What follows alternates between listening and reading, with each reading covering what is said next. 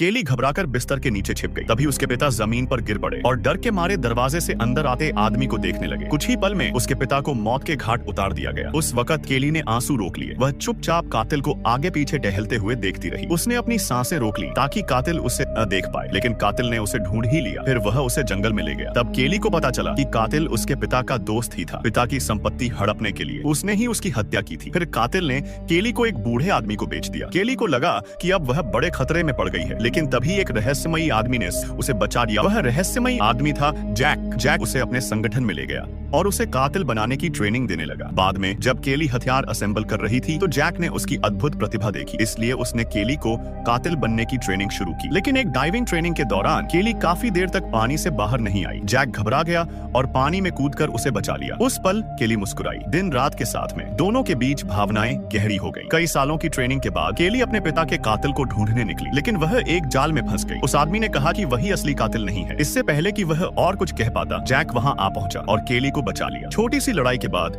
Jack ने सभी दुश्मनों को मौत के घाट उतार दिया। उसके बाद जैक और केली का रिश्ता और गहरा हो गया और केली ने उससे अपने प्यार का इजहार कर दिया। केली ने यह भी बताया कि उसे असली कातिल को ढूंढना ही होगा जिसने उसके पिता को मारा था। जैक थोड़ी देर के लिए हिचकिचाया, लेकिन आखिरकार दोनों ने शादी कर ली। हालांकि हनीमून के दौरान ही जैक को एक फोन कॉल आया। वह जल्दी जल्दी निकल गया, लेकिन जब केली ने उसे फिर देखा तो वह मौत के घाट उतारा जा चुका था। जैक के साथियों ने केली को बताया कि जैक असली कातिल को ढूंढने की कोशिश कर रहा था और तभी उसे मार दिया गया। केली बहुत दुखी हो गई। फिर वह गौस्से में कातिल के कमरे में घुसी और बदला लेना शुरू कर दिया। छोटी सी लड़ाई के बाद उसने सभी को मौत के घाट उतार दिया।